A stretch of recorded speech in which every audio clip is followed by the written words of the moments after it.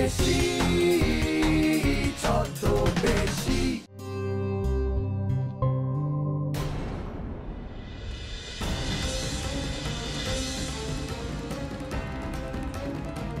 এত বছরে অমিতাকে কখনো আমাকে বার্থডে উইশ করেনি। আমার খুব ইচ্ছে অমিত সবার আগে আমাকে বার্থডে উইশ করুক। কে জানে আমার সেই স্বপ্নটা এবার পূরণ হবে কিনা।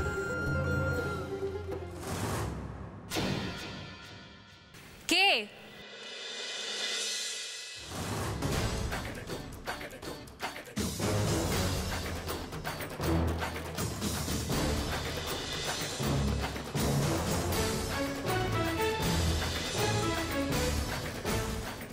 কি ব্যাপার তুমি? এতক্ষণে তো তোমার বাড়িতে আমাদের ছবিগুলো পৌঁছে হুলস্থুল পড়ে যাওয়ার কথা। তোমার বউয়ের তো সুটকেস গুছিয়ে তার বাপের বাড়ি চলে যাওয়ার কথা, তোমার ফুল নিয়ে তার মান ভাঙাতে যাওয়ার কথা, সেসব না করে তুমি এখানে যে বাড়ি দাঁড় করিয়ে রাখবে, ভেতরে যেতে দেবে না। ঈশানী, তুমি পিকনিকে আমার উপর রাগ করে চলে এলে, ঠিক আছে, তবে তুমি এটা কি করলে? তুমি এই ছবিগুলো লাবণ্যর কাছে পাঠিয়ে দিয়েছো। ভাগ্য ভালো যে লাবণ্যর হাতে পড়েনি, তা নাহলে তো কেলেঙ্কারি কাণ্ড ঘটে যেত। কেলেঙ্কারি কাণ্ড ঘটানোর জন্যই আমি কাজটা করেছি। তুমি কি গো, গাছেরও খাবে তলারও কুড়োবে? এভাবে তো বেশি দিন চলতে পারে না অমিত। আমার কপালটাই খারাপ, আমার কপালটাই খারাপ যে ছবিগুলো লাবণ্যর হাতে পৌঁছলো না।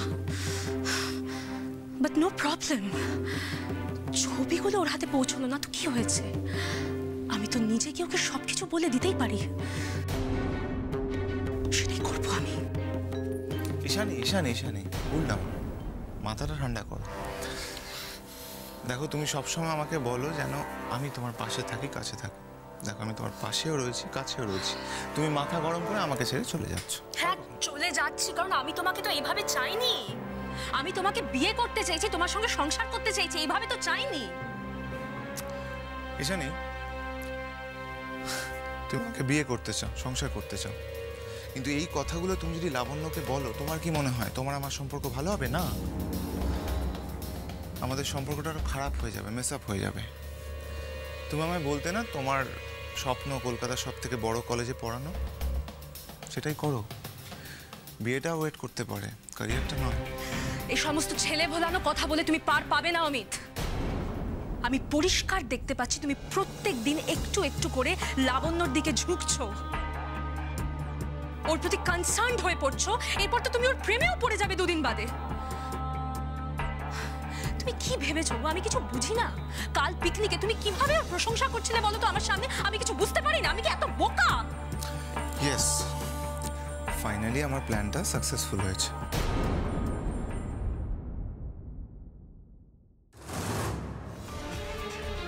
প্ল্যান? প্ল্যান মানে?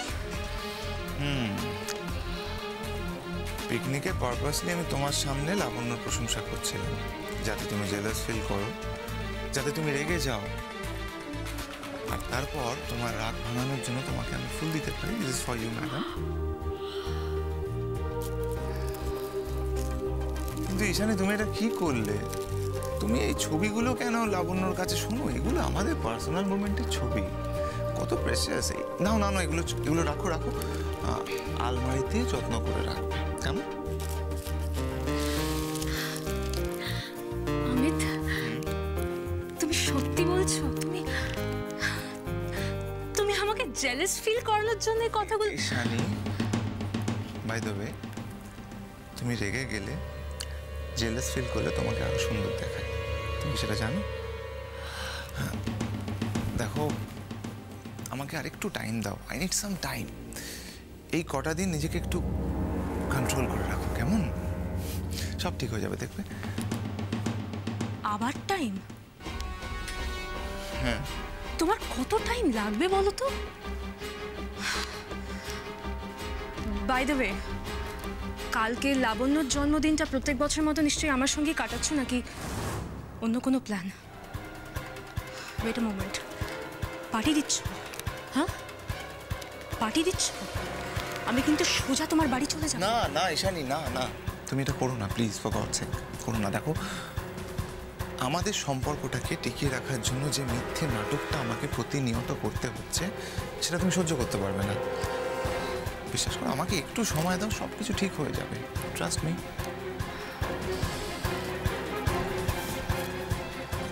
প্রমিস? প্রমিস, কিন্তু তার আগে তোমাকে একটা প্রমিস করতে হবে। তুমি তুমি এই ধরনের কাজ আর করবে না, কেমন?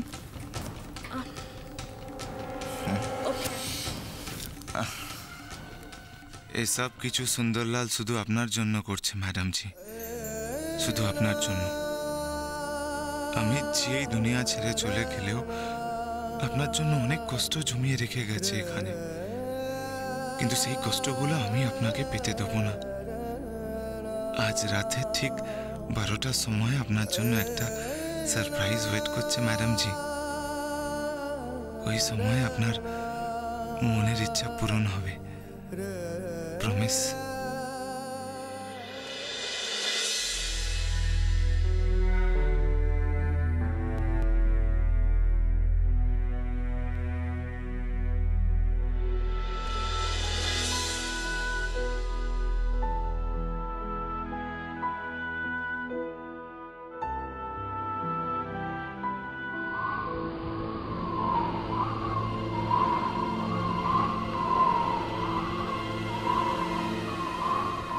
অমিত, তুই কোথায়?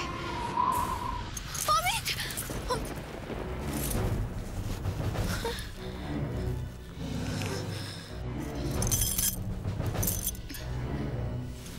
কি হলো?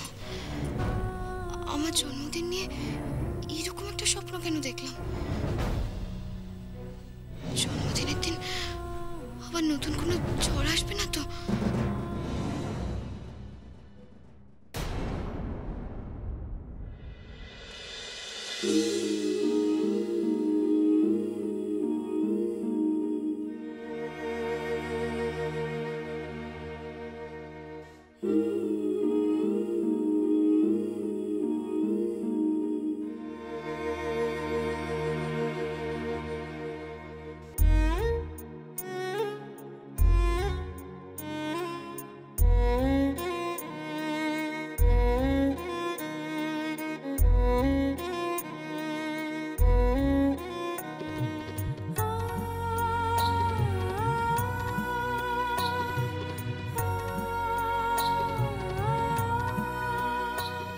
হ্যাপি বার্থডে লাবণ্য।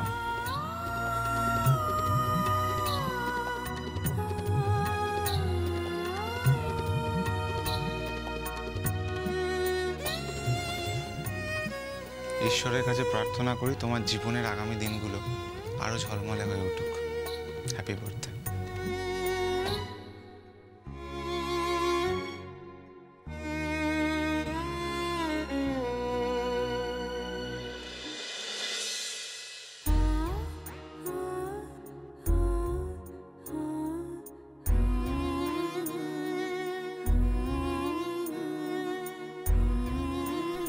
অমিত, অমিত, আজকে আমার জীবনে সব পাওয়া হয়ে গেল, সব। শুধু এই দিনটার জন্য আমি কত বছর ধরে অপেক্ষা করে আছি। প্রত্যেকবার জন্মদিনে ভেবেছি তুমি আমাকে প্রথম উইশ করো, কিন্তু তুমি করোনি। সারাদিনও একবার করোনি, কারণ তুমি তোমার জন্মদিনের কথাটা ভুলেই গেছিলে। তোমার আমার মা বাবা হঠাৎ করে আমাদের বিয়েটা ঠিক করে ফেলেছিলে। বাবার মুখে যখন শুনলাম তুমি একজন আইপিএস অফিসার, প্রথম একটু ভয় পেয়ে গেছিলাম, কিন্তু যেদিন তোমাকে সামনাসামনি প্রথম দেখলাম, তোমার চোখ দুটো দেখে আমি তোমায় ভালোবেসে ফেলেছিলাম। অমিত, তোমাকে ঘিরে কত স্বপ্ন বুনেছি, কত রূপকথা করেছি, কিন্তু বিয়ের পর আমার সেই সব স্বপ্ন, সব রূপকথা ভেঙে চুরমার হয়ে গেল। তুমি যেন কেমন বদলে গেলে অমিত, আমার থেকে মুখ ফিরিয়ে নিলে। আমার সঙ্গে কথা বলা পর্যন্ত বন্ধ করে দিলে। পৃথিবীতে যা কিছু তোমার অপছন্দ সেই দলে তুমি আমাকেও ফেলে দিলে। আমার মনে হতে লাগলো আমাদের মধ্যে কেউ যেন একটা পাহাড় তুলে দিয়েছে, আর আমি হাজার চেষ্টা করেও সেই পাহাড়টা কিছুতেই ভাঙতে পারছি না। একমাত্র ভালোবাসার শক্তি পারে সেই পাহাড়টাকে ভাঙতে। তাই আমি তোমায় আরো আরো বেশি করে ভালোবাসতে লাগলাম, আর আমার মন খারাপ বলতে নিজেকে আরো বেশি করে বাড়ির কাজের মধ্যে ডুবিয়ে দিলাম। তবে অমিত, কাজ করতে কিন্তু আমার খুব ভালো লাগে। কাজের মধ্যে আমার সব কিছু পাওয়া হয়ে যায়। শুধু একটাই না পাওয়া ছিল, সেটা হলো তুমি।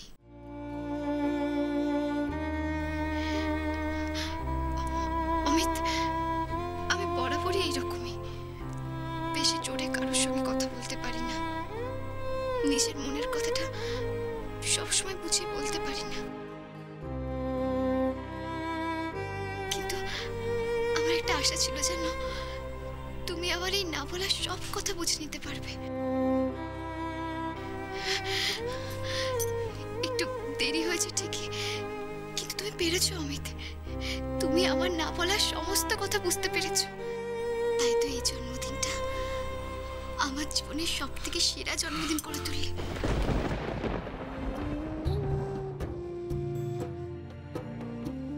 আমি অমিত জি নই ম্যাডাম জি, আমি ছদ্মবেশী সুন্দর লাল।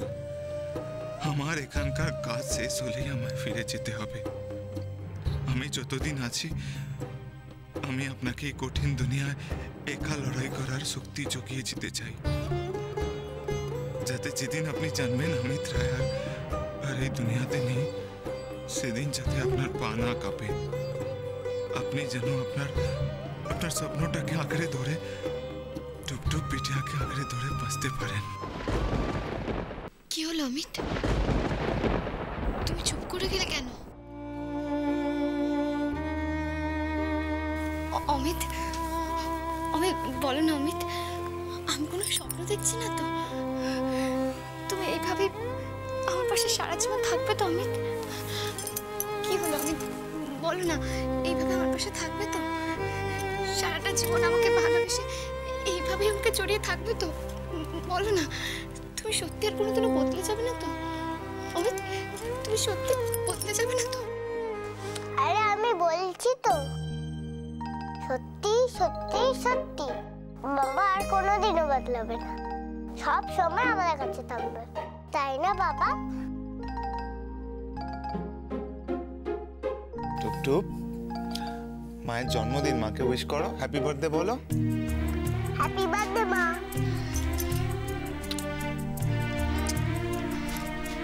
চলো এবার আমরা সবাই মিলে কেক কাটি, ঠিক আছে? চলো।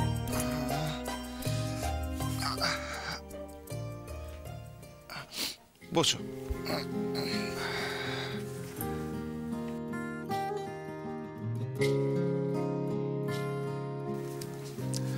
This is for you, ma'am. मिले हो तुम हमको बड़े नसीबों से, चुराया है मैंने किस्मत की लकीरों से, तेरी मोहब्बत से सांसें मिली है, सदा रहना दिल में करीब होगी। मिले हो तुम हमको बड़े नसीबों से, चुराया है मैंने किस्मत की Happy लकीरों birthday to you. मिले हो Happy birthday to you. Happy birthday, dear Lavanu. है मैंने किस्मत की लकीरों से।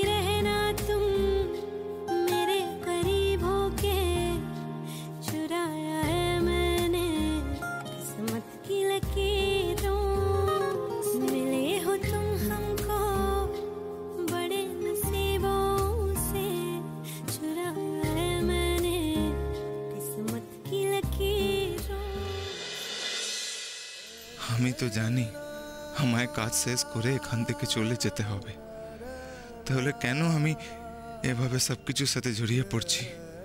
কেন কেন?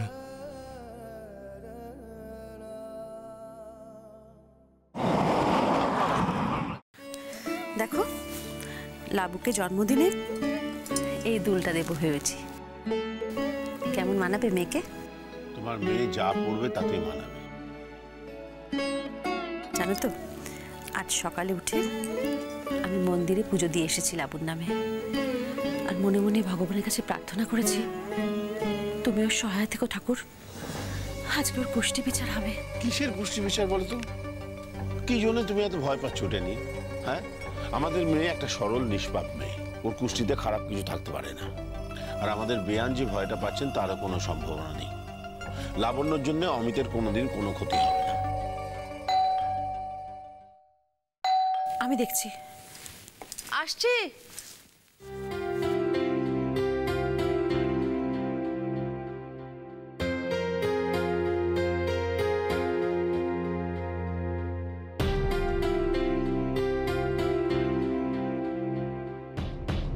কে গো দেবযানী? অমিত এসেছে। সুন্দর, ও হঠাৎ এই সময় এই বাড়িতে? এত সকালে আমি বাড়িতে সব ঠিক আছে তো? হ্যাঁ, সবাই ঠিক আছে। এসো এসো, ভেতরে এসো। আজকে তো লাবুর জন্মদিন, আমরা একটু পরেই তোমাদের বাড়িতে যেতাম। আমি জানি তো, আমি তো সেই জন্যই এখানে এলাম। ও, তোমার মনে আছে আজকে লাবুর জন্মদিন? অ্যাকচুয়ালি আমার লাবণ্যর একটা ছবি দরকার। ও ডান্স করছে, একা পারফরমেন্সের, গ্রুপ পারফরমেন্স, ফাংশনের, আমার একটু ছবিগুলো দরকার। নাচের ছবি? তুমি জানলে কি করে লাবণ্য নাচ করতো? আহ, তুমি যে কি বলো না, ও লাবণ্যর স্বামী, ও জানবে না লাবণ্য নাচ করতো কিনা? কিন্তু অমিত, নাচের ছবি দিয়ে কি হবে? অ্যাকচুয়ালি আমি চাই যে লাবণ্য আবার নাচটা শুরু করুক, তাই আমি ওর জন্মদিনে ওর এই স্বপ্নটাকে। ইম্পসিবল। তুমি এখতিয়ার বহির্ভূত কথা বলছো। শুন অমিত। আরে, এখতিয়ার বহির্ভূত মানে? অমিত লাবণ্যর স্বামী, লাবণ্যর ব্যাপারে সমস্ত রকম সিদ্ধান্ত নেওয়ার অধিকার ওর আছে। আর সত্যি তো, লাবুর স্বপ্ন ছিল নাচ। তুমি কোনোদিন ওকে নাচতে দাওনি, জোর করে লাবণ্যর নাচ বন্ধ করে দিয়েছিলে। এক্স্যাক্টলি, আমি তখনও চাইনি, এখনো চাই না ও নাচুক। কিন্তু কেন? সেই কারণটাই তো তুমি কখনো বলনি। ছোট থেকে লাবণ্য এত ভালো নাচতো, তুমি কখনো চাওনি। স্কুলের কলেজের ফাংশনে তুমি কখনো পার্টিসিপেট করতে দাওনি ওকে। আর নাচের খারাপটা কি আছে বলো? আর অমিত যদি চায় যে লাবণ্য নাচুক, তুমি কেন ওকে বাধা দিচ্ছ? তুমি বুঝতে পারছো না দেবযানী। আমি বুঝতে চাই না, আমি শুধু এইটুকুই বুঝতে পারছি যে তুমি কিছুতেই চাও না লাবণ্য নাচুক, আর সেই কারণটাও তুমি বুঝতে দিতে চাও না। আচ্ছা, এর মধ্যে খারাপ কি আছে বলো? লাবণ্য এত ভালোবাসতো নাচতে, আমার স্বপ্ন ছিল যে মেয়েটার নাম করুক, বড় হোক। তুমি কখনো তা চাওনি। আজকে যদি লাবণ্যর স্বপ্ন অমিত পূর্ণ করতে চায়, আমি ফুললি সাপোর্ট করবো অমিতকে। কিন্তু বাবা, ওর তো নাচের ছবিগুলো সব ছোটবেলার। ও দাঁড়াও, বড়বেলার একটা ছবি আছে, ওই সরস্বতী পুজোর ফাংশনে। ওর বাবাকে অনেক কষ্টে রাজি করিয়েছিলাম, আমি সেটা নিয়ে আসছি, দাঁড়াও। এসব কি হচ্ছে সুন্দর? কে তুমি? হু আর ইউ? লাবণ্য নাচবে কি নাচবে না আমার মতে ঠিক করবা তুমি কে? তুমি কিন্তু তোমার লিমিট ক্রস করে যাচ্ছ। জানি স্যার, আমি জানি যে আমি কেউ নই, আমি তো একজন ছদ্মবেশী, আমি জানি।